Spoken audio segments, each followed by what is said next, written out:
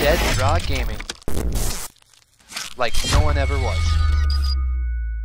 What's up, Dead Drawers, and welcome to episode number 101 of Dead Draw Gaming, a Pokemon TCG podcast like no one ever was. We have a super exciting episode for you guys today, so if you are hyped just like we are, make sure to hit that like button down below and share this podcast with all of your friends, or if you are live with us on Twitch right now and haven't done so already, hit that follow button up above so you can get those super sweet notifications for when we go live every single week.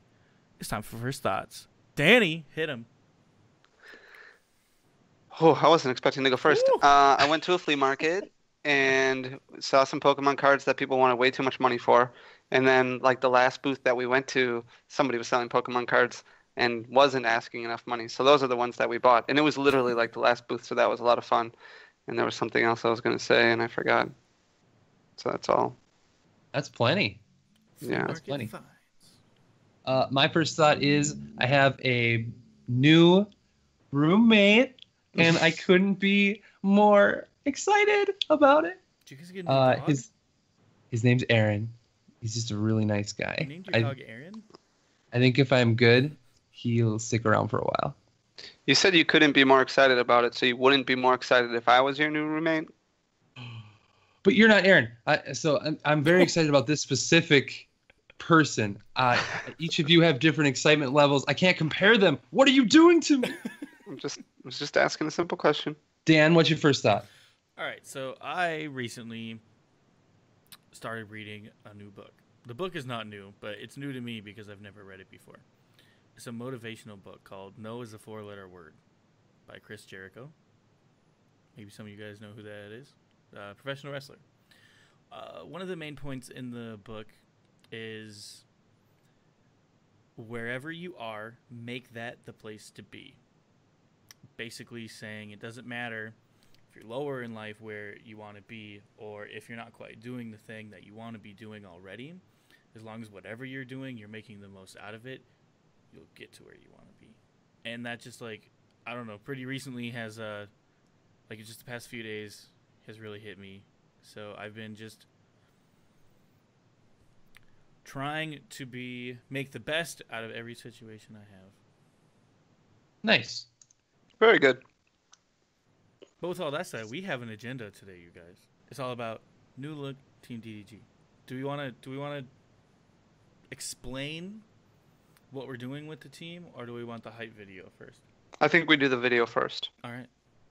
All right. All right. Sweet. All right.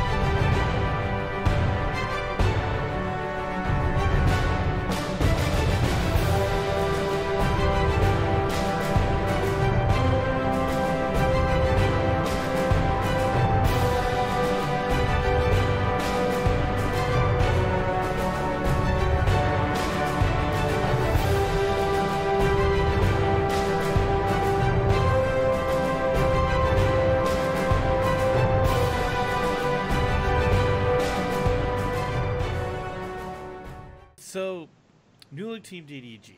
We added 3 huge names to our roster last week.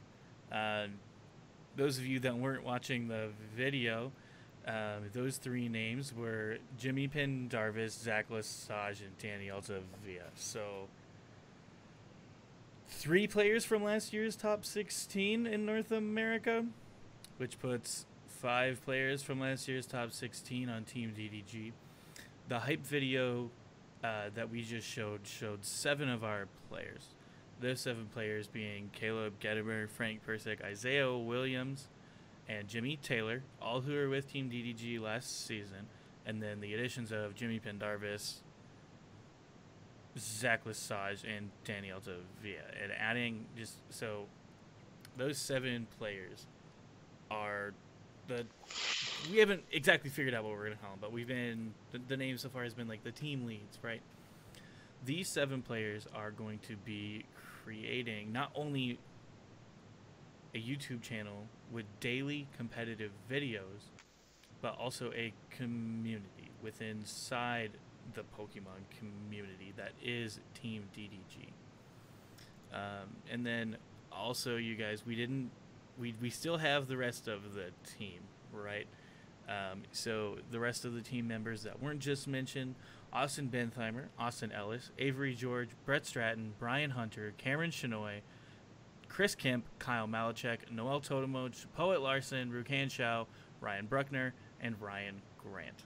So all names that we had last year. This team is going to be the face of the Pokemon TCG going forward. I like that. That's nice. Yeah, so we kind of hinted about this a little bit last week, but it wasn't all finalized yet, unfortunately. So the official launch is coming today with that little hype video that you saw, and Aaron made that. Looks really cool. We wanted to add accomplishments to it, but with the layout that we were using, there just wasn't enough room for the text, which is unfortunate. But starting tomorrow, there's going to be daily content from competitive players, some of the best competitive players, including a good chunk of the top 16 from North America last year. We're still going to have this bigger team. We're still going to have content from a lot of the players that we have on our team. That means a lot to us. We love the entire team. But these are the guys who are going to go forward and work on this additional YouTube channel, so that way we can kind of separate the vision between our YouTube channel and then the competitive side, but still be able to give you that outlet and still give you PTCGO matches, tournament vlogs, just a whole big slew of different ideas and things that these guys can provide. It's going to be a lot of fun. It's going to be really cool and really help Deadjaw Gaming take kind of another step forward as far as providing good competitive content for people. I'm really excited about all that stuff.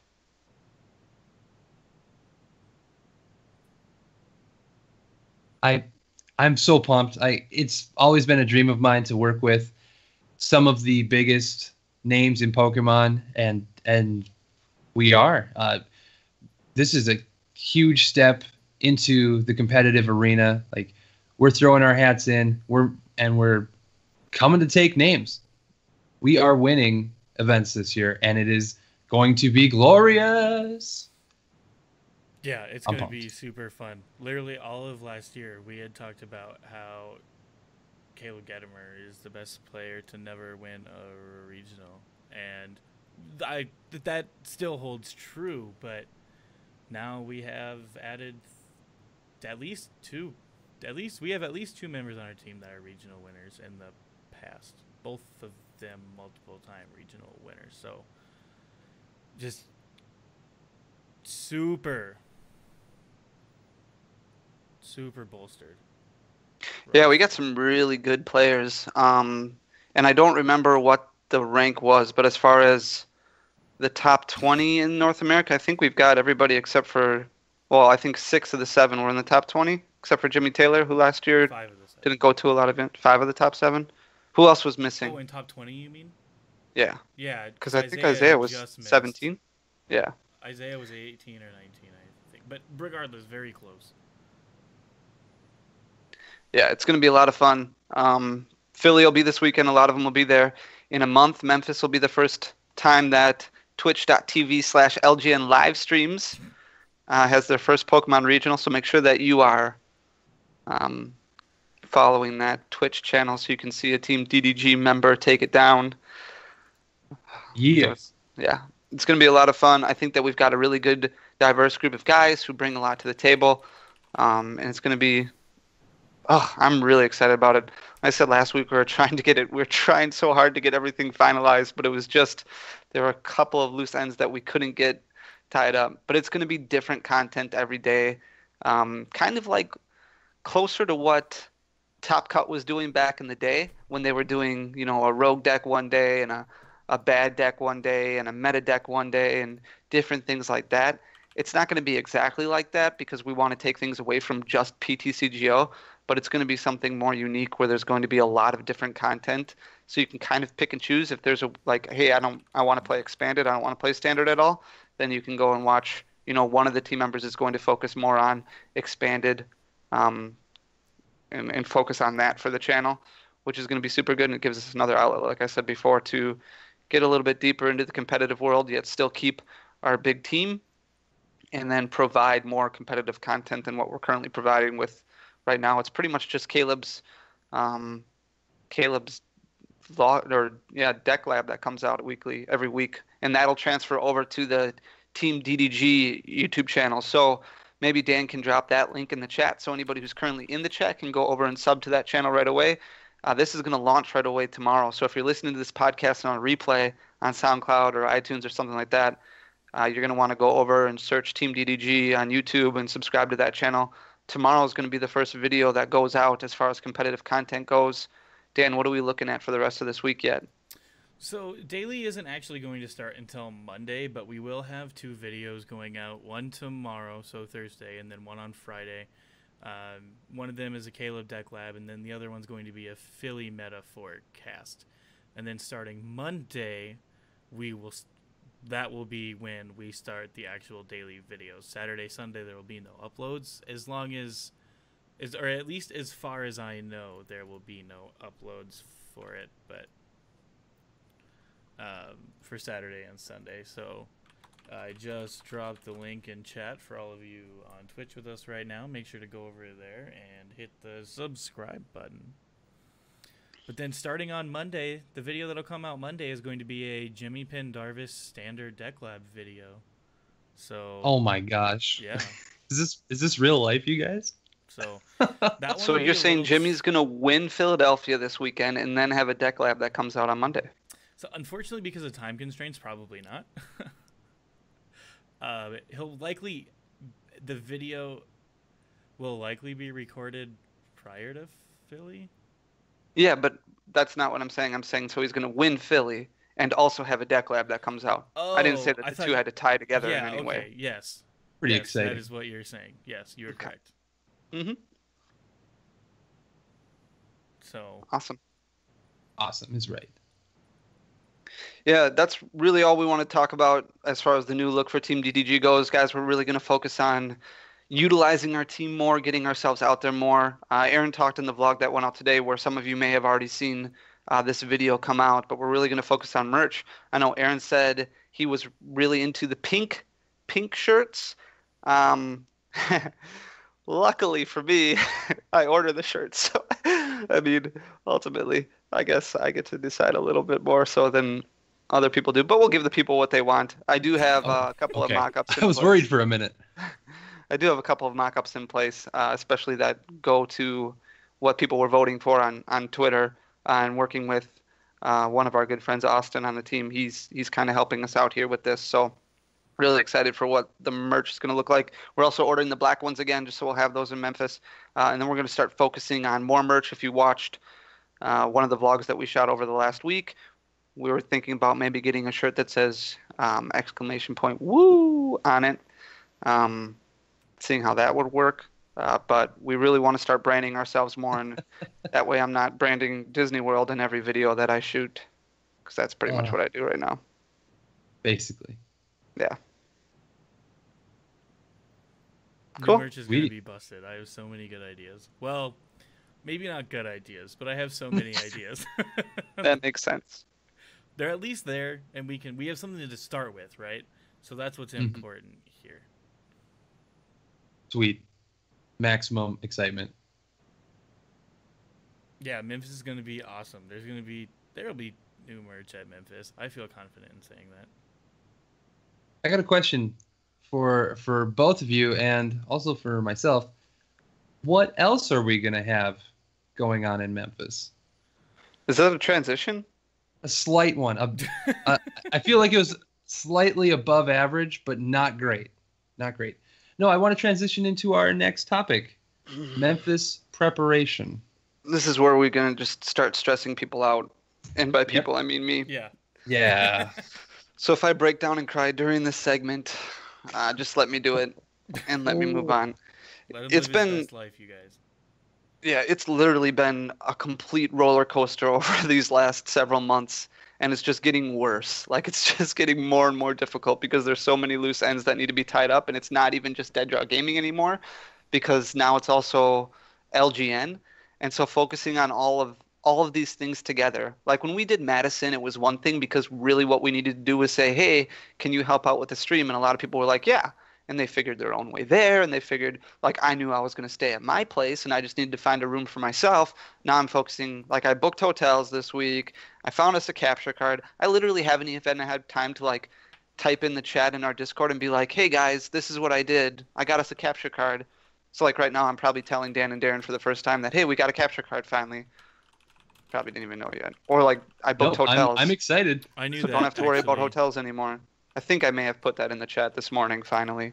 But it's trying to figure out all this stuff. And then also going back to Dead Draw Gaming, it's like, holy cow, I've got all this inventory. It's all over the place. I still need to get it sorted. I still need to get it priced. We still need to get everything up. We still need to get more inventory. Because you look at stuff that's selling really well, like Cynthia's and Shrines and Tate's and all this other stuff, and it's like, we're kind of low on some of it. Like Shrine of Punishments, we don't have any. And Nest Balls we're kind of low on. So it's like trying to figure out everything that we're going to want to take and bring along that we can cater to more of a competitive side there. That's what's important. Because it's great having PSA graded cards, and it's great having, set up Uxies and Erica's Dragonairs and Clefas, but those don't do anything for us at regional. Like some people be like, oh, you might sell one or two or something like that, but for the most part, people are gonna be like, so do you have any Cynthias? It's like, nope, not really.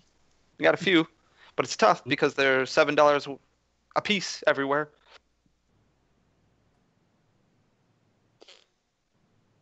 I don't know.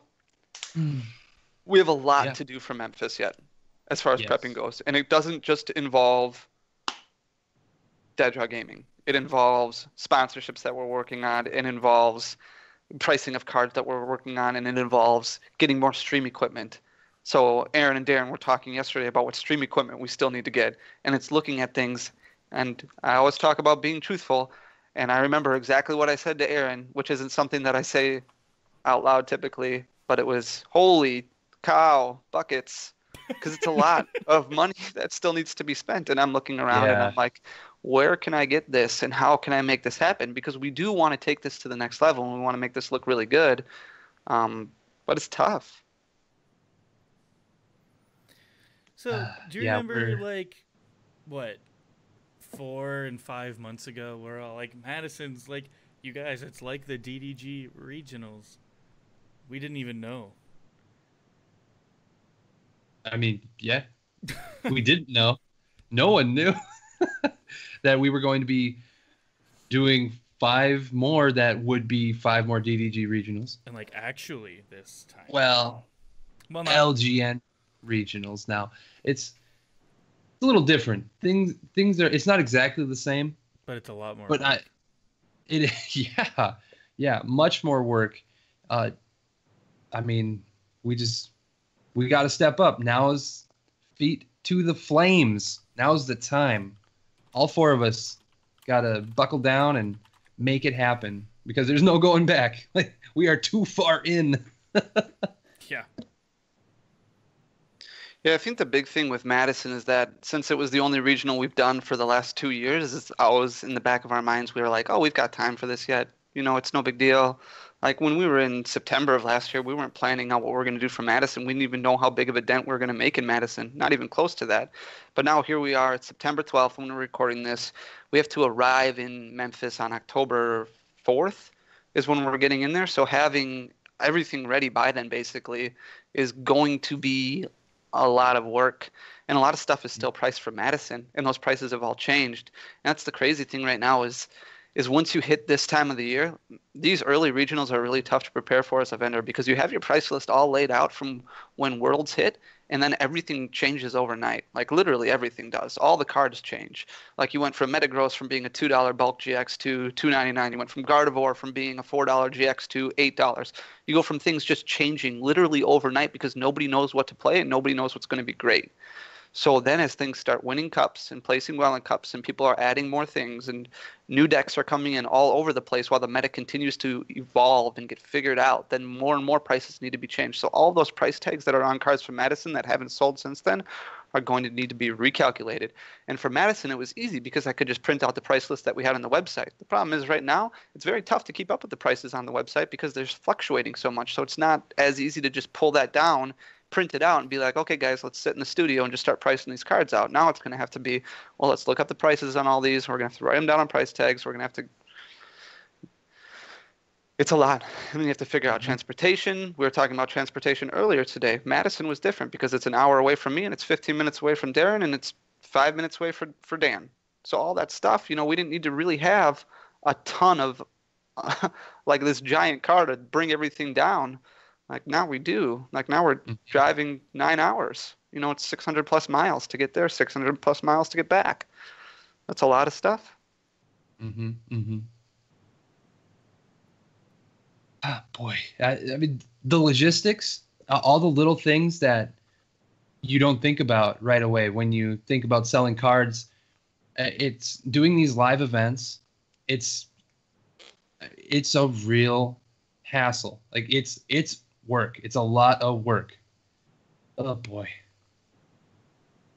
It's hard. It's honestly hard to think about because when you get into something like this, when we all got into something like this, we always dreamed of doing live events and now we are, but they've been close to home. And this is our first one away from home. And there's a lot of extra stuff that's just adding more and more time. And we're starting to run out of time. So we got to go. We got to do it right now. Yeah, to the point of being away from home, it's not like, hey, I know where the closest 6 Walmarts are. Let me run grab some cables real quick, Now it's like, oh, geez, where do I even try to go? Because you don't know the map like you did before. And so, that plus you're always uncomfortable outside of home, right? So it's not easy to, how do I say this? I don't know what I'm trying to say exactly. Like I can think about what it is, but I don't know how to translate it into words. Perfect. I'm working on it. Oh. But wording is hard. It's true. I feel like that happens a lot, doesn't it? I'm working on it. Oh, yeah, good point. Good old M in chat says there's no Walmarts in Memphis. Of course there are. That's one nice thing about giant Walmarts and being literally everywhere. Yeah. Yeah, it's Cool. going to be a struggle, but we'll get through it. We always do, and it just means some nights we'll just stay up a little bit later and do a little bit more and get everything done. It's an exciting time. It's going to be a lot of fun. One thing that I'm excited about for Memphis is the fact that there's only going to be 4 vendors there instead of, at Madison we're typically used to 8 or 9. And Madison last year was a little bit different because we were alone on the complete opposite side of the convention center, whereas here, all 4 of the vendors are going to be kind of in a box together in Memphis. So we'll be close to each other, which means that more traffic will come and be able to price out cards together and look at things. It's going to be a lot easier, I think, for more sales. And then we've been working a lot with PokeVault from Japan to make sure that we get some of the latest and greatest official merch from the Pokemon Center in Japan, which will be really good. So we've got quite a bit of that already down in the studio. Then we'll have decks and deck boxes and sleeves and all the singles and just making sure that we have singles. And I think that's going to be the big thing that we need to figure out over the next week or so is making sure that we have like a lot of this stuff, like as I peek through my cards here, a lot of this stuff that's like Charizard GX or cards that are less playable, you only need to have a couple of, but the stuff that is going to be more in demand, we're going to need to have more of and probably need to find some relatively good deals fairly quickly. I'm excited about where we're at as far as sealed product goes. I'm excited where we're at as far as product goes for the most part.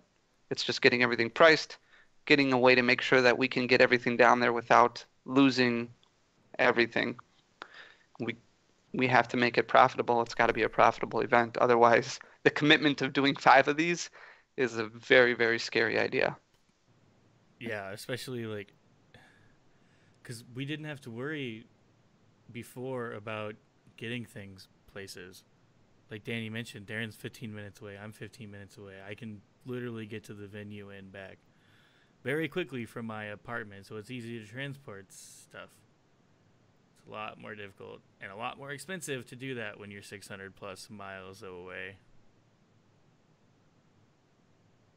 Renting trucks or vans or something. Yeah, that's a big thing. Renting stuff is very expensive. Yeah. It's tough, but we don't have to go through all of our problems. We'll figure it out one day at a time and move on from there.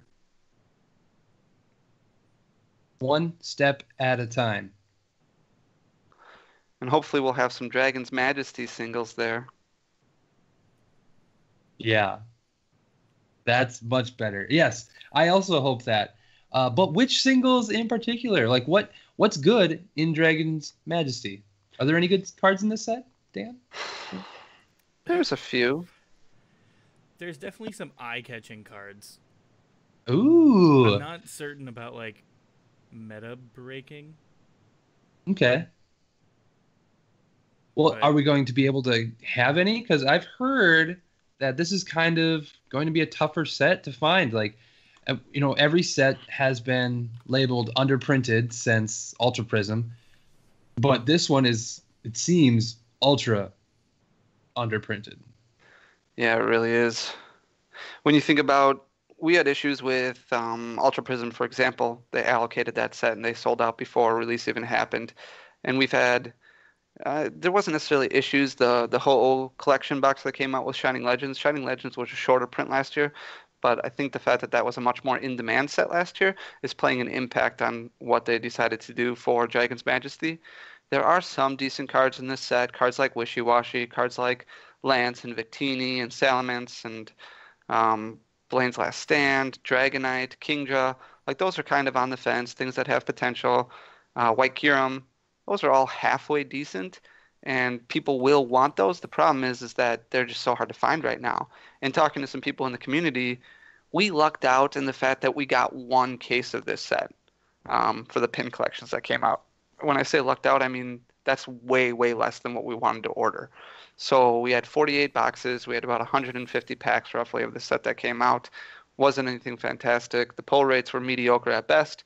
If you watched our YouTube video when we opened it up and I destroyed Aaron in openings, it was like it just wasn't fantastic as far as pull rates go. I don't think we pulled a single Salamence GX out of all 150 packs. Seriously, we did not pull one.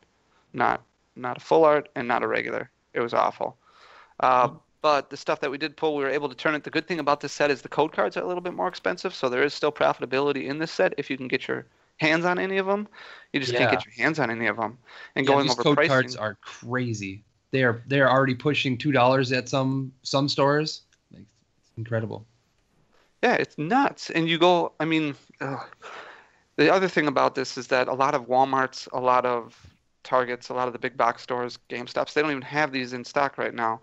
Not because they're sold out, it's just because they didn't get any in. I think a lot of people forgot about this set coming out, and a lot of retailers, they were just allocated so hardcore by Pokemon, and now it's just people are missing out. I don't know.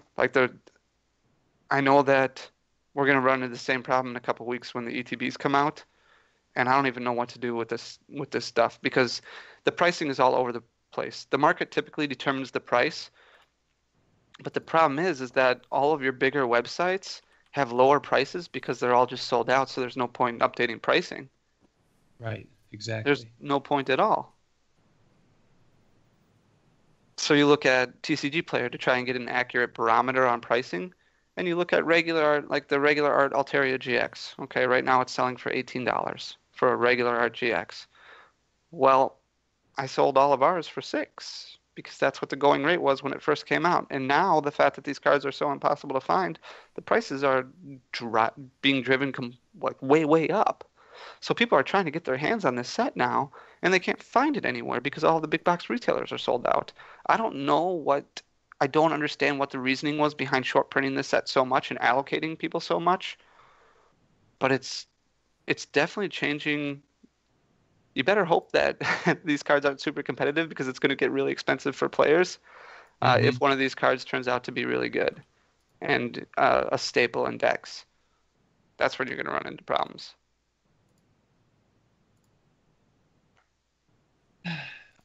So just today, the store owner of the store that I hold my Pokemon League, he asked me, this Dragon Majesty set, should I be buying it if I can?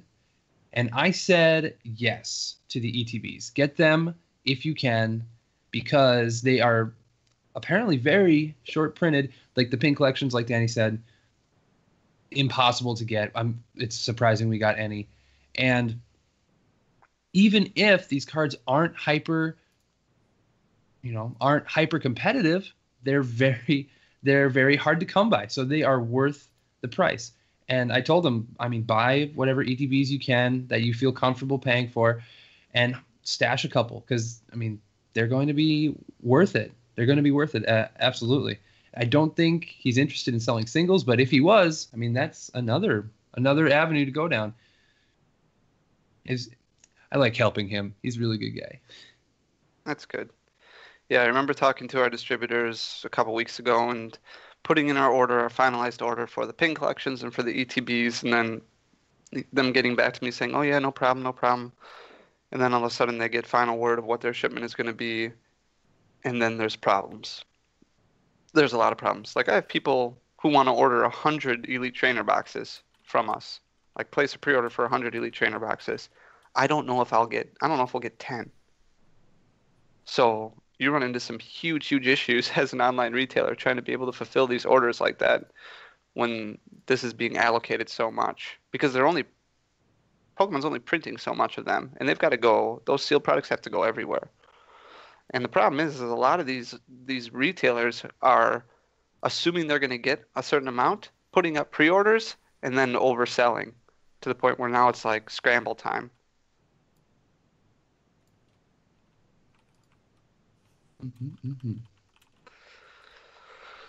So we'll see what Dragon's Majesty has an impact on. Obviously it's not going to have an impact in Philly this weekend because it's not legal, but over the next couple weeks we'll see how it does. And then we'll see if the ETBs end up surprising us a little bit and more comes out. We still have a lot of other sets that come out, or a lot of other collections that come out along with it. So it's kind of just a waiting game.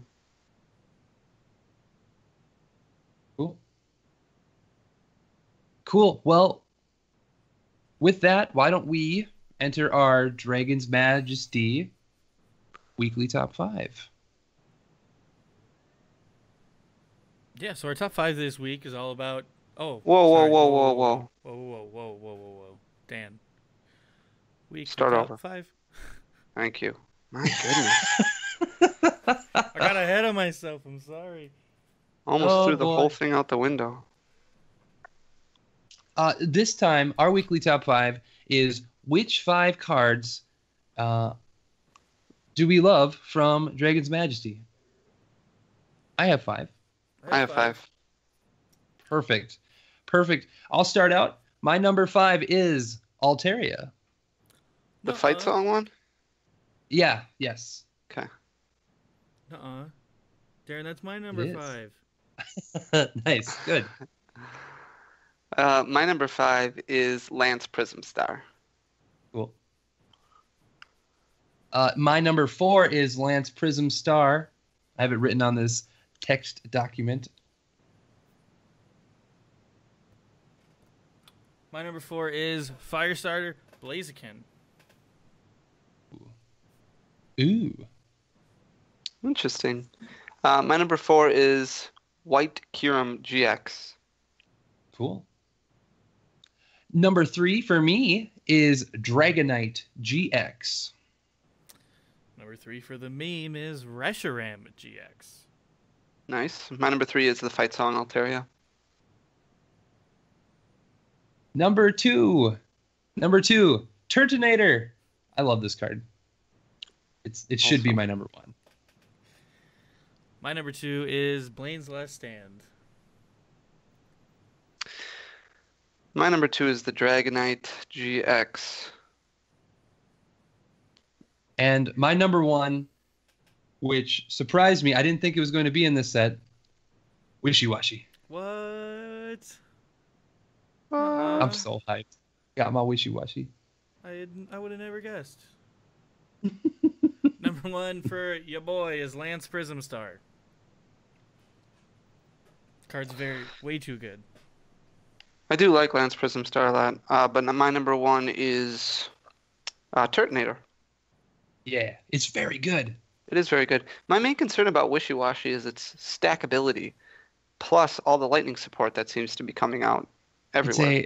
It's only good until it's not good. It's only mediocre until Lost Thunder comes out. I just want it for a league. That's really all I care about. I only play a Pokemon League, so that's really as competitive as I need to be. And you've been talking about Wishy-Washy for so long, you have to stick to. Yes, you got to stick with your studs, and meeting up Wishy-Washy is my stud. Cool. That was a top 5. That was quick and easy, and we all named off really good cards. So maybe this set, could be good. There's some decent stuff in it.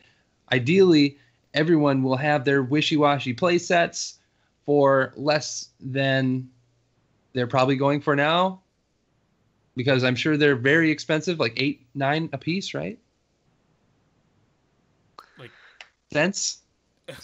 A place? I'm kidding. The Wishy-Washy GXs? No, the regular one. No, I love Wishy-Washy.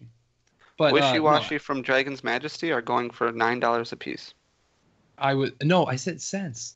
Oh. It was a bad joke. God dang 50 it. cents Ruined. a piece. 50? 50 cents a piece. I love it. That's nice. That's a good price for a common. Isn't it an uncommon? Oh, no, it is a common. Could be. I don't know anything. Because there's no rares in this set. And every pack comes with a holo rare. That's kind of awesome, actually. Well, Yeah, every time I opened... Yeah, every time you open a pack, you're like, yes, a white code. Oh, I remember that. Yeah. I remember from Shining Legends. Oh, it's a white code. Oh, okay. All right. I'm less amazed now, but it's still really cool. Mm-hmm. Neat. Love it. Awesome. Well, then we can move on to our fun Ask DDG. That's right. The DDG mailbag. First up in the mailbag, let's ask, or let's look at this chat question we got from Miss Mila. Mila? Yes, Mila asks, she starts out by stating something and then asks a question. So here it is. It seems like the playability of this set is nowhere near where Shining Legends was. Demand right now is almost exclusively from scarcity. Do you feel the prices will decrease and stabilize once initial demand from a scarce market dies down? So, that's kind of how it works with every set, especially ones that are very short printed. The more product that comes out, the more likely the price is to go down, especially on a set that, as we've already mentioned, is not hyper competitive. Shining Legends was slightly different because you literally had one of the most format defining cards ever printed in it with Zoroark GX. But I don't think that there's one of those cards in Dragon's Majesty. I could be wrong, but it seems unlikely.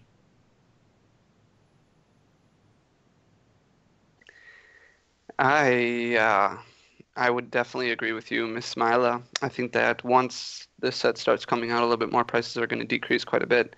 The problem is if and when that happens, and if and when you can take advantage of it prior to it actually happening. Right now, just glancing over TCG Player and glancing over the median prices right now, the market prices on these cards are kind of ridiculous, with most of your commons hovering around 50 cents, and then all of your GXs running anywhere between $6 on the low end, $15, $16 on the high end. And then your alternate Cosmo full art gold card, $130, which I didn't pull any of either. Wow.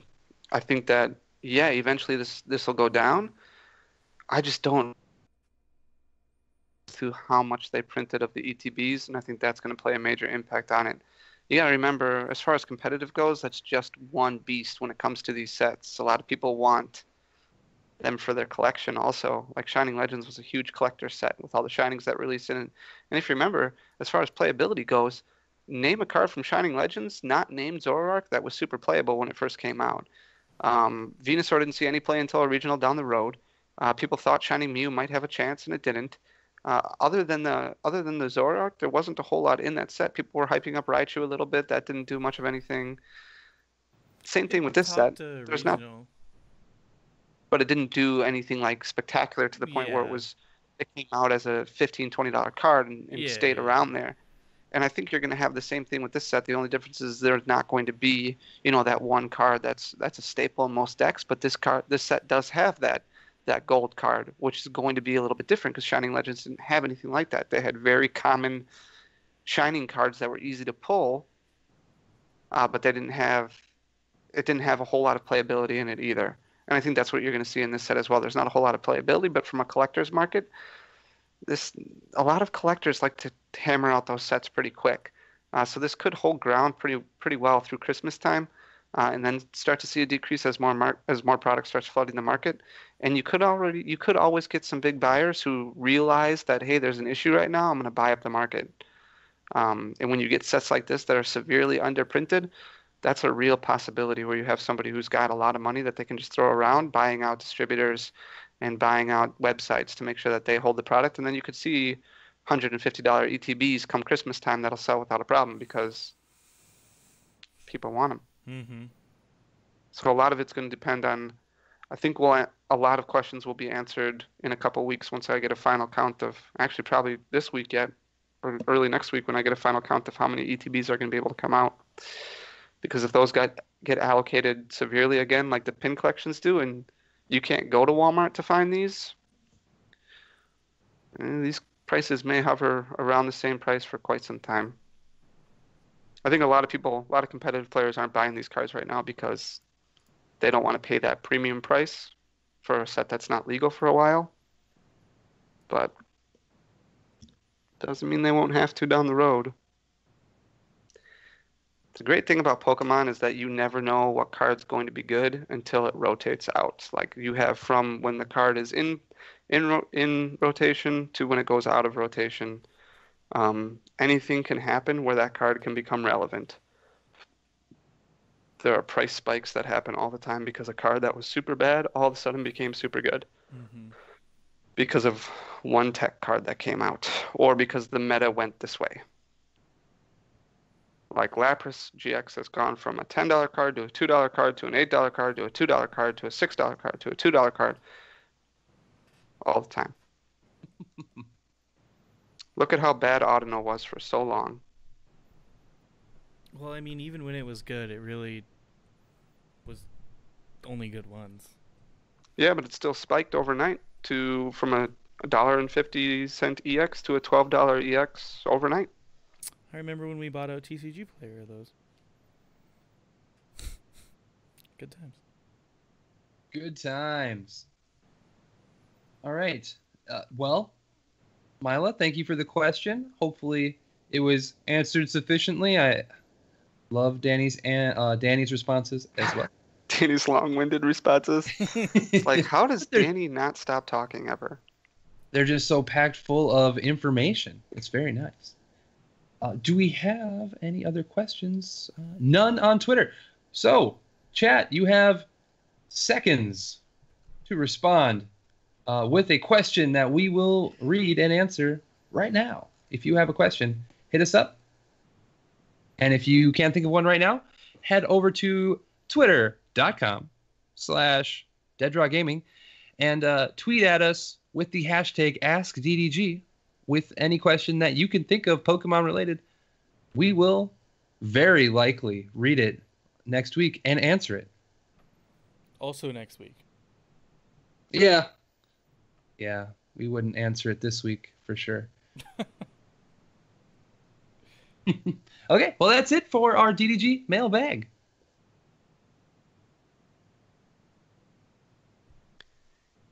That will bring us into the Dead Draw Gaming buy, sell, trade section of the podcast.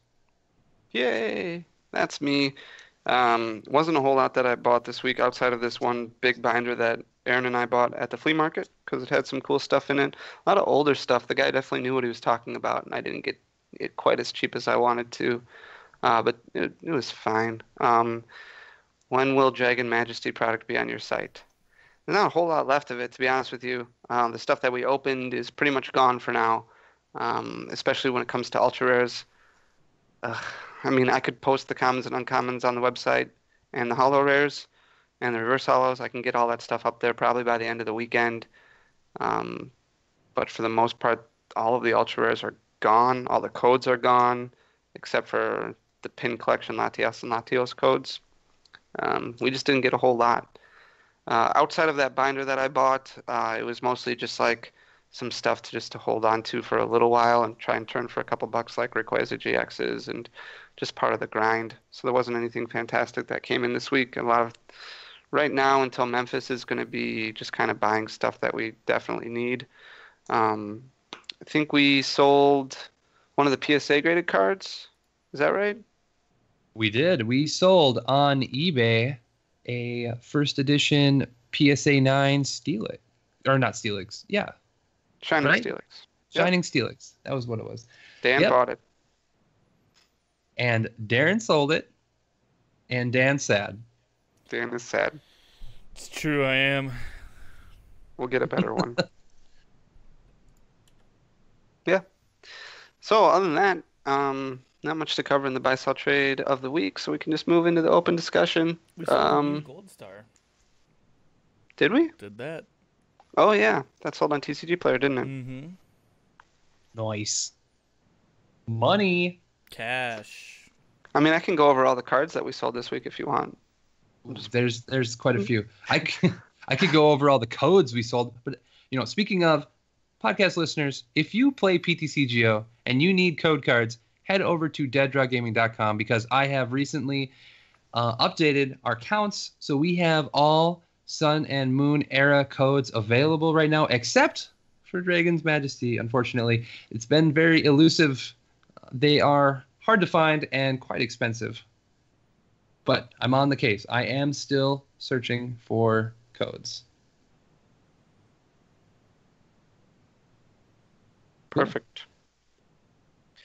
Awesome. Darren, you have a league challenge coming up? That's true.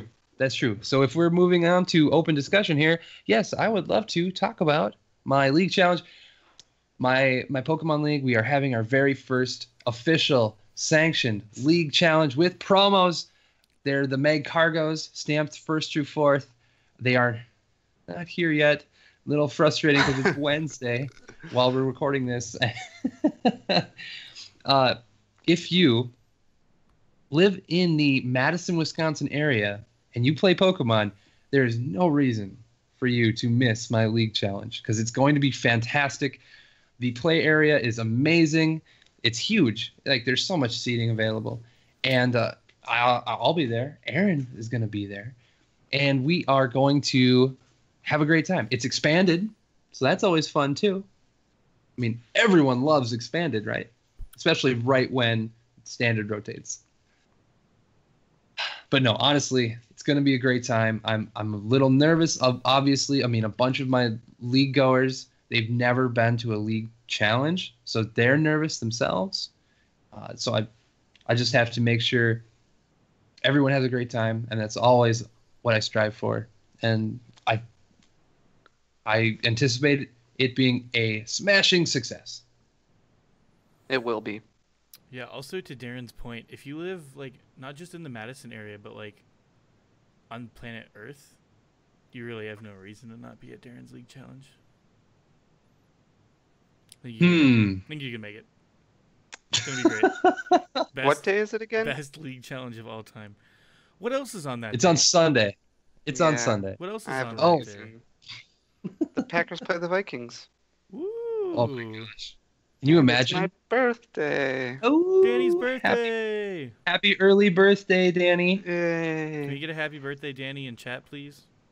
Just Happy from one person, though. Don't overdo it. Birthday. Danny. No, that's very exciting. Of course. It's Karl. Oh, man. Oh, I can't wait for the Danny's birthday vlog. That's going to be fun. It is. Guys, the Packers had me super scared on Sunday. I was freaking out. That game was like one for the ages. Oh my goodness.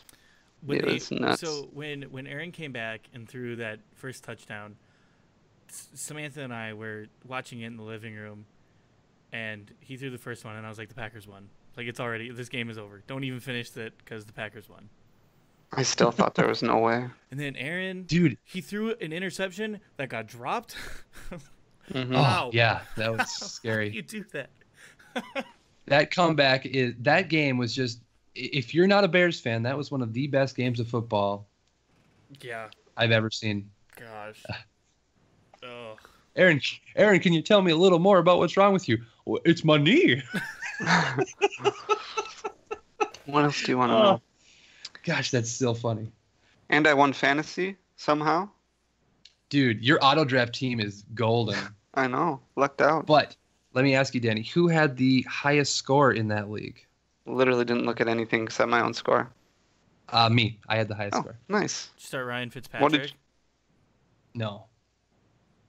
I started Marcus Mariota and still won. Yeah, you did great. This is a Pokemon podcast. All this Fantasy is going to get cut out. podcast. Just because you guys are watching it live means that you get to hear us talk about random noise that no one cares about. That's why we had so many viewers drop off. I don't blame them. They know the podcast is over. They know and it's the end. Good stuff is gone. We'll just keep going for a while here. Dan, you have anything for open discussion?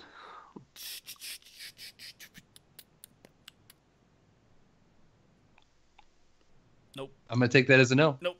Perfect. Oh, I proxied some base to rocket decks. I have 4 of them now. Well, they're proxied. One of them is real. But I have 4 now. Cool. Old decks. You should bring those to my league sometime. Sometime. Do you want them for... Oh, there's a league challenge. Never mind. Yeah. I'm just giving them to you. Oh, I like the sound of that. No, it's better if you bring them. You silly. I want you at league too. Well, I would Just like stop to be working there too. on Sundays. Yeah, I wish it was that easy. Yeah, I Just know. quit your I job, know. I get it. man. Do it. Yeah, just do what you want. All right. Sweet. Oh. All right. Oh, actually, I've been watching. I don't know how many of you guys have been like watching Twitch Presents because they've had the Pokemon anime marathon going on, but I've been watching it like as I'm like fulfilling orders and just doing other work stuff. And they have this little thing where you can like collect badges of Pokemon on the stream. It's very neat. It's a very good distraction tool. Nice. Well, I think that's everything that we've got, right? So, Dan, why don't you take us home? All right. So, you guys, if you enjoyed episode number 101, make sure to hit that like button down below and share this podcast with all of your friends. Or if you are live with us on Twitch right now and you have not done so already, make sure to hit the follow button up above so you can get those sweet notifications every single week when we go live Wednesday, 10 p.m. Central Standard Time. That is all we have for you this week. So for Danny, for Darren, I am Dan, and we will see you next time.